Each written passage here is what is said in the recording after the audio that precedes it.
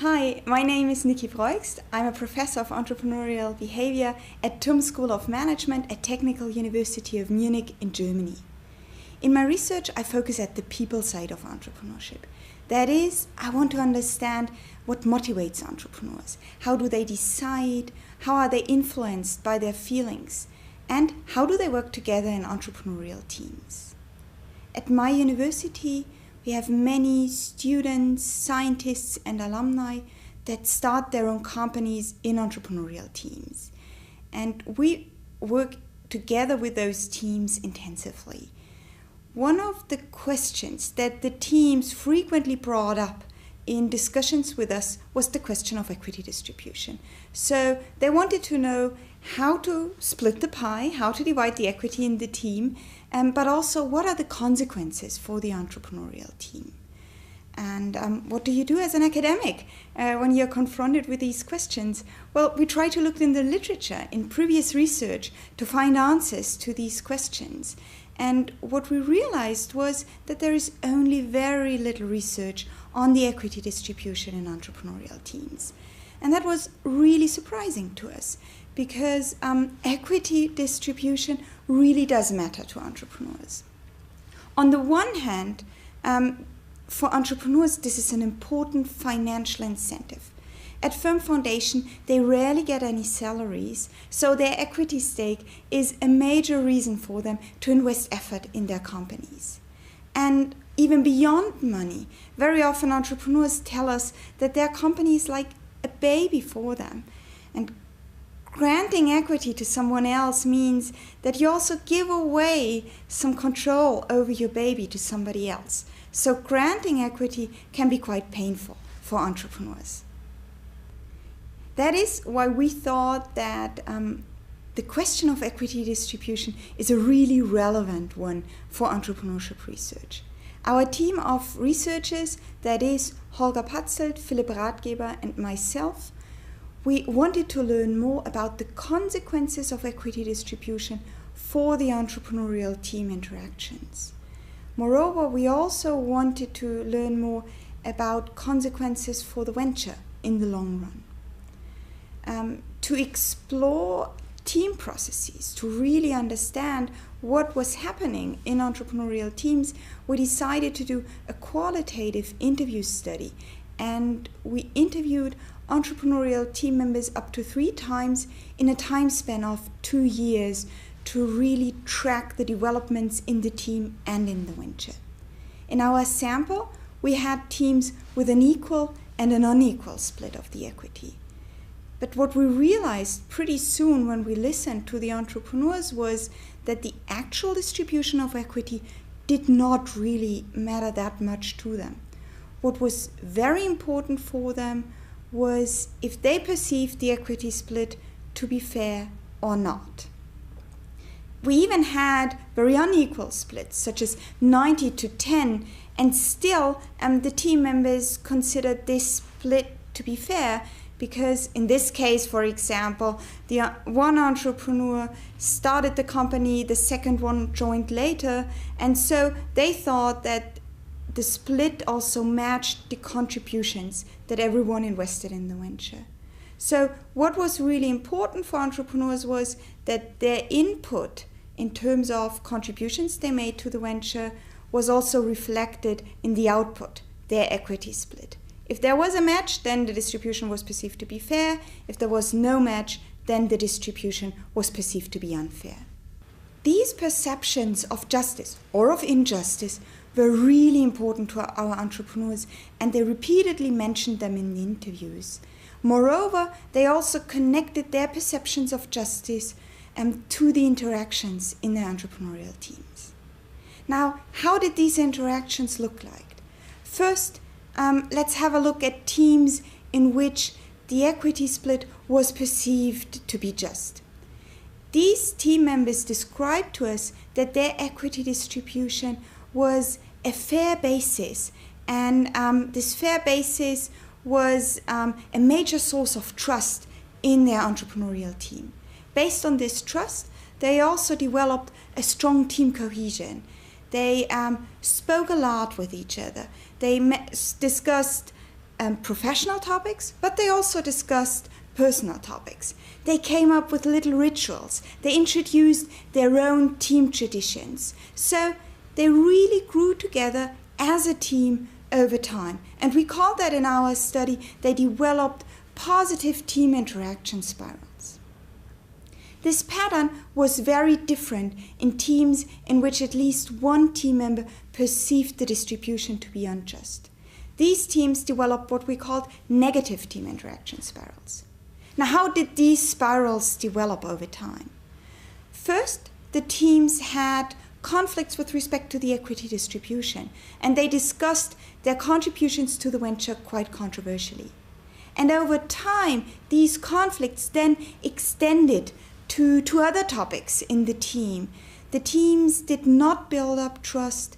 They withdrew from the team, and they even spoke about their partners in quite a condescending way. So what happened is they met less and less, and if they met, then they had fights. One team member summarized this situation to us. It was really disagreeable to be in a room together.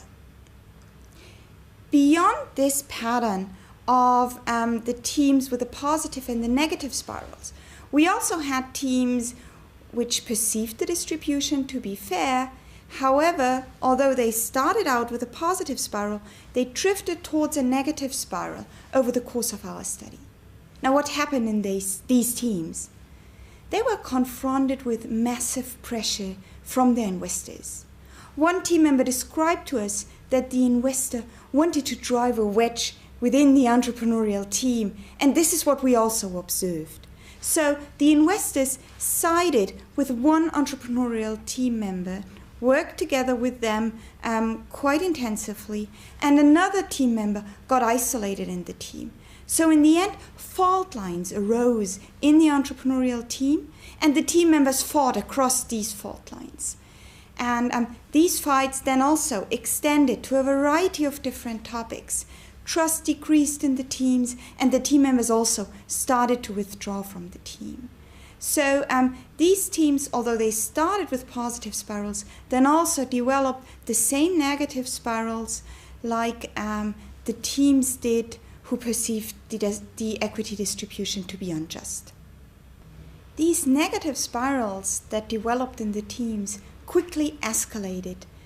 For the team members, it was very difficult to stop these spirals. And in all the teams in our sample that experienced these negative spirals, we saw one team member to leave the company. And importantly, what they told us is that they did not necessarily leave because of venture reasons, because of economic reasons, but they left for team reasons. But these spirals also had an important impact on the development of the venture. So the teams in the positive spirals, they described to us venture performance in a very positive way. And what we could also observe was that these ventures won major awards, and they also could hire more employees over the time of our study.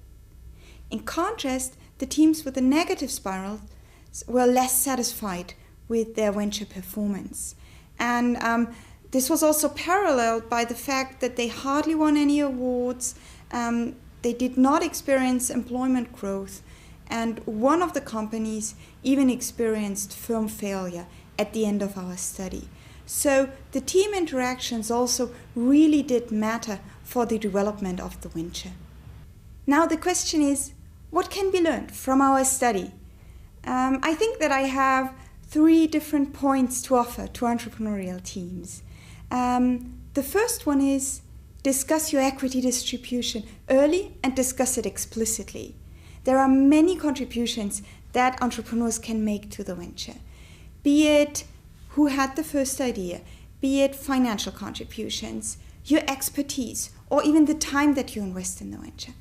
Anything that is relevant to you, bring it to the table and discuss it in the team. And here, a future orientation really does matter. So also try to come up with estimations of contributions for the future. And believe me, if you think at the beginning that the distribution is a little bit unfair, This will definitely get more problematic over time. So discuss any issue as early as you can. The entrepreneurial teams in our sample did not use any form of flexible allocation of their equity. So we cannot make any observations with respect to, for example, vesting schemes. However, the problems that were described to us by the entrepreneurs could have been avoided with vesting schemes. So this might also be an idea that you want to discuss and consider in your entrepreneurial team. The second suggestion that I have refers to taking on board investors. We suggest that entrepreneurial teams need to be really careful here. Of course, it can happen that investors work more with some parts of the entrepreneurial team and work less with others. However, you as an entrepreneurial team need to discuss this situation. What is really crucial here are high levels of trust and an open exchange about what is going on in these potential subgroups, because you need to see your team as one cohesive unit where everyone makes an important contribution to venture success. And now, finally, the last point that I have refers more to the bright side of our study. So our study shows that entrepreneurial teams can, in fact, find fair solution for the equity distribution in their entrepreneurial team. And this feeling of being treated in a fair way, and also the feeling that you carry a fair share of the responsibility in your venture, can be a major uplift for your team spirit. My suggestion would be to really make use of this drive, to really nurture a climate of trust and cohesion in your entrepreneurial team. For example, you can share your experiences, you can come up with little rituals in the team, you can build up some traditions for you in your team. And this will definitely help you to cope with difficult times. And eventually, this will also help you to grow your company successfully in a team.